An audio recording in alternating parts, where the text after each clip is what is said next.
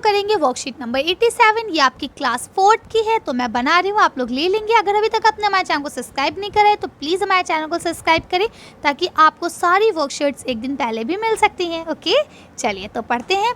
आप लोग इसे अच्छे से लेबल कर लें, वर्कशीट नंबर डाल दें। और आज आपकी इंग्लिश की वर्कशीट आई है तो आप इंग्लिश की वर्कशीट डाल देंगे।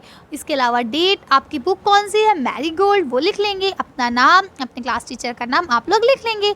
आज हम यूनिट 1 की पोएम पढ़ेंगे, कौन सी, वेक अप यानी उठ जाओ।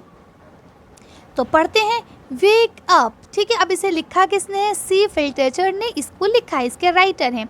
Good morning student. अब आपको टीचर गुड मॉर्निंग कर रहे हैं, जैसे मैं आपको करती हूँ गुड मॉर्निंग बच्चों।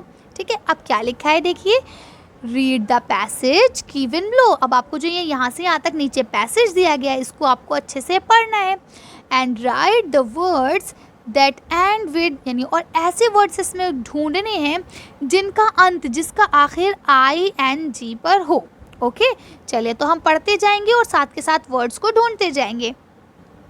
One has been done of you, पहला आपके लिए करके दिखाया गया है। ठीक, तो आपको पहला करके दिखा दिया गया है। आगे के हम लोग पढ़ते हैं, देखिए क्या लिखा है, डियर चिल्ड्रंस, प्यारे बच्चों, डू यू नो दैट, क्या आप जानते हैं, getting up early in the morning has a number of benefits, यानी अगर आप सुबह सवेरे जल्दी जल्दी उठते हैं तो आपको बहुत सारे उससे फ़ायदे होते हैं। तो अब देखिए यहाँ पे गेटिंग, आपका एक वर्ड आपको और मिल गया जिसका एंड ING पर है। मॉर्निंग भी है, लेकिन वो तो उन्होंने पहले से ही लिख दिया। चलिए आगे पढ़ते हैं। द एयर इज़ फ्रेश, सुबह में हवा ताज़ी होती है, ठंडी होती है और बिल्कुल साफ़ सुथरी होती है। And the warm sunshine becomes welcomes too early riser, यानी कि और जो गरम गरम धूप की किरणें होती हैं वो भी हमें वेलकम करती हैं सुबह सुबह, जो कि बहुत अच्छी लगती हैं। You can here the creeping of birds, आप चिड़ियों का ची ची करना भी सुन सकते हैं। क्यों? क्योंकि सुबह के टाइम पे बिल्कुल भी शोर नहीं होता है, बिल्कुल भी गाड़ियाँ ये सब चीज़ें नहीं होती है, तो आप चिड़ियों का क्रीपिंग्स, देखिए ये आपको एक और वर्ड मिला, क्रीपिंग ING। तो क्रीपिंग यानी चिड़ियों का चहचहाना भी आपको सुनाई देता है। You can also see squirrel running around the tree, और अगर आप सुबह के टाइम पे पार्क चले जाते हैं तो आप देख सकते हैं कि किस तरह से गिलहरी पार्क में होती है और पेड़ के चारों तरफ घूम रही होती है।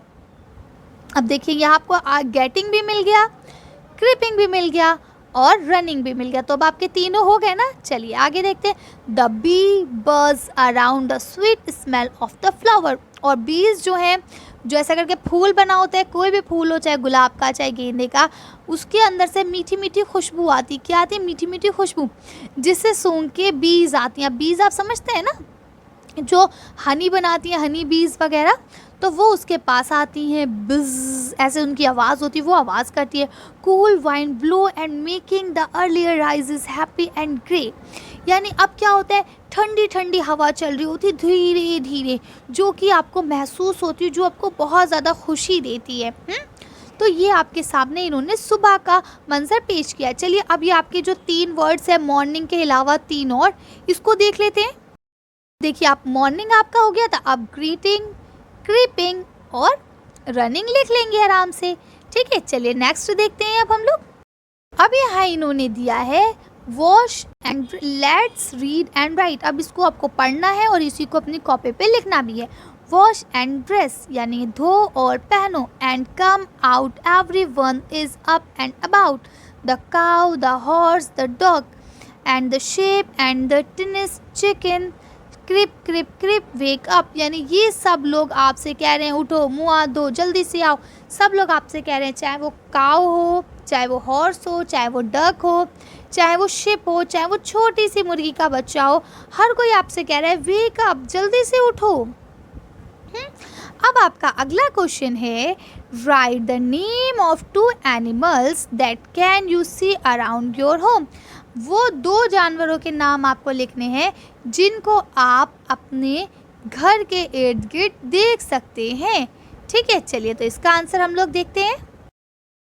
तब आप देखिए, कैट एंड डॉग, ये 2 ऐसे जानवर हैं जिनको हम लोग अपने घर के आसपास पार्क वगैरह में देख सकते हैं। चलिए नेक्स्ट क्वेश्चन पढ़ते हैं अब हम लोग। आपका क्वेश्चन नंबर 4 है, write the name of 2 birds that you can see in the park near your home. अब आपको ऐसी 2 चिड़ियों के नाम लिखने हैं जो आपको पार्क में या अपने घर के आसपास देखने को मिलती हैं। चलिए इसके आंसर देखते हैं। अब इसका आंसर यहाँ से लिखेंगे पैरट एंड स्पैरो। हमें स्पैरो और पैरट यानी तोता, ये 2 परिंदे ऐसे, चिड़िया ऐसी हैं जो पार्क में या अपने इर्द गिर्द आसानी से देखने में मिल जाती हैं। चलिए नेक्स्ट क्वेश्चन पढ़ते हैं। अब इन्होंने आपसे पूछा, do you know the sound made bye these animals and birds. क्या आप किसी जानवर या उसके चिड़ियों के साउंड्स को कभी सुना है, कभी आपने उनको देखा है? इफ़ यस, अगर हाँ तो राइट इट्स हियर। तो यहाँ आपको लिखना है the sound made bye lion and the sound made bye crow. यानी लॉयन और क्रो कौन कौन सी आवाज़ें निकालते? क्रो माने कौवा, लायन माने शेर। इनकी जो आवाज़ है उसको आपको लिखना है। चलिए तो इसकी आवाज़ हम लोग लिख लेते हैं। तो देखिए अब आप यहाँ से लिखेंगे the sound made by a lion is Rao. ठीक है, वो ज़ोर से बोलते हैं राव ऐसे करके, है ना, आपने सुना होगा मूवी में। चलिए अब कौवे की आवाज़ देखते हैं। देखिए यहाँ क्या लिखा है, the sound made by a crow is caw caw या क्रैक क्रैक ऐसे करके। 2 या तो काऊ काऊ बोलता है या क्रैक क्रैक ऐसे भी बोलता है। तो आप इन दोनों में से जो सा चाहे लिख सकते हैं, वैसे दोनों लिख दे तो कोई परेशानी भी नहीं है। चलिए नेक्स्ट क्वेश्चन पढ़ते हैं अब हम लोग। Now your next question is, आपका अगला क्वेश्चन है क्वेश्चन नंबर 6। यहाँ क्या लिखा है, there are many words hidden. Hidden माने होते हैं छुपे होना। In the letter market. Market के अंदर देखिए MARKET, यही है मार्केट की स्पेलिंग। अब ये इसमें बहुत सारे वर्ड्स हैं। अब जैसे मार्क, MARK, मार्क हो गया। अब अगर हम R यहाँ से ले, A यहाँ से ले और T यहाँ से ले ले तो रेड हो गया। देखिए है, अगर हम ऐसा ले लेते हैं, यहाँ से T ले लेते हैं, ठीक है, और A ले लेते हैं, फिर ये K और E ले लेते हैं तो क्या हो गया, टेक। देखिए यहाँ पे अब मैं साफ साफ लिखती हूँ, जैसे मान लीजिए MARKET, यही है मार्केट। अब अगर देखिए हम यहाँ से R ले लें, यहाँ से A, यहाँ से T और यहाँ E, तो रेट हो गया। रेट का मतलब क्या, रेट है ये, भैया हमें चॉकलेट चाहिए, ये किस रेट की है, क्या पैसे हैं इसके, है ना। तो इस तरह से हम इसको आगे पीछे थोड़ा सा घुमा के इतने ढेर सारे वर्ड्स और बल्कि इससे ज़्यादा वर्ड्स बना सकते हैं। सिमिलरली सेम ऐसे ही by using the letter of the word creature. अब आपको क्रिएचर वर्ड को यूज़ करना है और इसी से बहुत सारे नए वर्ड्स बनाने हैं। जैसा कि आपको एक दिया गया है ईट। ईट माने होता है खाना, EAT, ईट। ईट माने भी होता है खाना और ये उसकी सेकेंड फॉर्म है एट, ठीक है, यानी खाया गया। तो आप लोग इसे लिख लेंगे। चलिए बाकी के इसके जो इन्होंने कहा है 1 2 3 4 और देखने, इसको हम लोग देख लेते हैं। तब आप देखिए हम लोग इसके अंदर ना ढेर सारे ले सकते हैं। जैसे देखिए अब ये क्रेचर है, इससे हमने 8 तो बना हुआ था, देखिए हमने कैट भी बना दिया, हमने रैट भी बना दिया। यहाँ से R लिया, यहाँ से A लिया, यहाँ से T लिया, रैट हो गया। उसके बाद देखिए अब आपका क्या है आगे, हमने ट्रू बना दिया, TRUE, ट्रू। ट्रू माने सच।